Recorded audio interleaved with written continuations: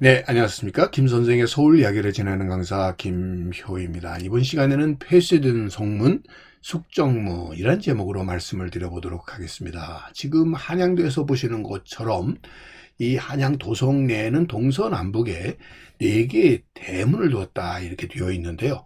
이 4개의 대문 중에서 여러분들이 잘 아시는 것처럼 동쪽에는 이 흥인지문이 있었고요. 남쪽에는 숭례문, 서쪽에는 도니문이 있었다고 하는데 이 세 대문의 경우는 2층의 문으로 되어 있었다는 것을 통해서 이것이 흔히 대문이라고 볼 수가 있겠는데 북문의 경우는 문조차 없는 구조로 되어 있었다는 점에서 서로 다르다라는 것을 알 수가 있겠습니다. 자, 이 숙정문이라고 하는 것은 정북에 둔 문이 되겠고요. 원래 이름은 숙청문이었습니다.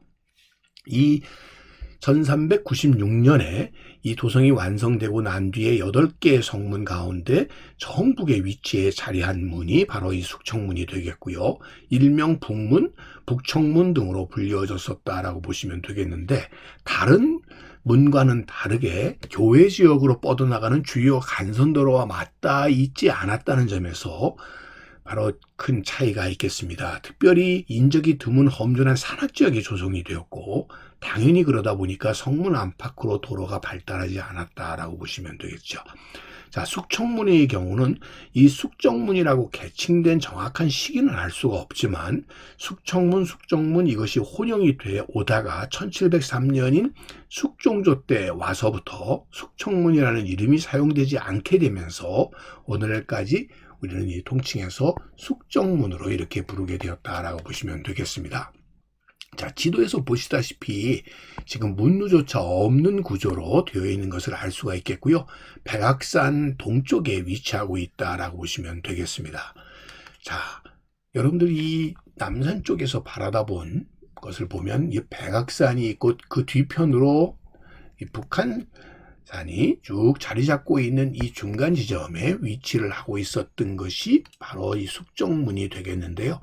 이 응봉이라고 해서 여러분들 지금 창덕궁의 뒷산에 해당되는 응봉과 이 백악산 중간 지점에 위치하고 있었던 것임에도 불구하고 이 지도상에서도 숙정문이 제대로 표시되어 있지 않다라는 점에서 우리가 확인해 볼 수 있는 것처럼 이 위치쯤에 있어야 될 텐데 그만큼 숙정문이 문으로서의 제 기능을 하지 못했다라는 것을 확인해 볼 수가 있겠습니다. 이 지도에서는 숙청문으로 이렇게 쓰여졌다가 숙정문으로 이름이 바뀌었다는 것을 알 수가 있고요. 여기에는 숙청문으로 이렇게 이름이 쓰여져 있고 문루가 없다는 것을 확인해 볼 수가 있습니다. 이처럼 조성이 되고 난 뒤에 문루조차 없었던 이유 중에 하나가 대부분 폐쇄된 상태로 유지가 되었다라는 점이 되겠습니다. 그러다 보니까 숙정문은 단 2명의 적은 숫자의 수문군 이 배치가 되어서 숙정문의 운영과 관리를 맡았다라는 점에서 대문이지만 대문으로서의 역할은 하지 못했다라고 하는 것을 우리가 확인해 볼 수가 있겠습니다. 왜 그러면 이 숙정문은 대문으로서의 역할을 하지 않고 주로 폐쇄되었던가 하는 것은 첫 번째 이유로 들을 수 있는 것이 바로 이 경복궁의 지맥을 온전케 유지하기 위한 이런 풍수적인 이유가 컸다라고 하는 것이 첫 번째 이유가 되겠고요. 또 오주연 문장전 산고에 보게 되면 성 안의 남녀 간의 음란한 풍조를 막기 위해서 폐쇄했다고도 이렇게 전하고 있습니다. 정월 보름 전에 이곳을 다녀가면 액땜을 할 수 있다는 속설이 있다 보니까 부녀들의 출입이 잦았는데 여기에 남자들도 모여들기 시작하면서 풍기가 문란해지자 문을 닫았다는 것이죠. 자, 이렇게 풍속 단속을 위해서 또 풍수적인 이유 때문에도 숙정문이 그 제 역할을 하지 않았었다라고 보시면 되겠고요. 그러다 보니까 돌을 쌓는 이런 육축은 있지만 문루가 없는 암문 형태의 성문이 숙정문이었다라고 볼 수가 있겠습니다. 그래서 이것이 오늘날 복원이 될 때에는 여러 글 중에서 특별히 이 최초로 성문을 쌓았었다는 문루가 있었던 것으로 추정을 하게 되었고요. 이런 문건에 따라서 오늘날에는 문루를 복원한 상태로 이렇게 만들어지게 되었다라고 보시면 되겠습니다. 그래서 오늘날 숙정문이라고 하는 현판을 단 문으로 복원이 될 수 있었다라고 보시면 되겠습니다. 숙정문.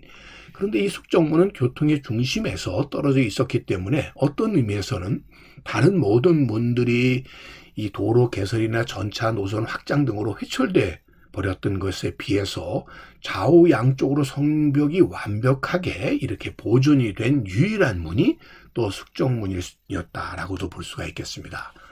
이 문 안쪽의 천장에는 봉황이나 용의 형상을 그려놓는 것이 일반적인데 이 숙정문의 경우는 그렇게 그려놓지 않았다는 점이 차이점이 되겠고요. 그런 의미에서 조선시대의 풍수적인 이유로 출입이 통제되었다는 점에서도 이 문이 제대로 폐쇄된 상태로 이렇게 유지된 이유가 되겠고요. 또 1968년도에 1.2 사태가 계기가 되면서 국가안보의 이유로 출입이 금지되게 되었던 점에서도 결국 폐쇄된 문으로서 제 기능을 못해왔었던 것이 쭉 유지되어 오다가 2007년도 4월에 와서야 백악구간이 전면 개방되면서 시민의 품으로 되돌아오게 된 것이 바로 이 숙정문이다라고 보시면 되겠습니다. 1910년대 사진을 통해서 이 한양도성을 이어지는 곳에 지금 보시는 것 같이 이런 숙정문의 모습을 이 사진에서 확인을 해 볼 수가 있겠습니다. 오늘날 숙정문에 올라서게 되면 북쪽으로는 북한산록의 모습을 우리가 이렇게 볼 수가 있겠고요. 또 한편으로 서쪽 방향으로는 백악산과 저 멀리 여러분들 광화문의 모습을 볼 수가 있겠고, 또 한편으로는 남산을 거쳐서 저 멀리 관악산까지 바라볼 수 있는 위치에 바로 오늘날의 이 숙정문이 자리 잡고 복원되어 있다라고 보시면 되겠습니다. 자, 오늘 이 시간에는 정북문의 역할을 담당했었던 바로 이 숙정문에 대해서 꽃밭을 가꾸는 김 선생이 말씀드렸습니다.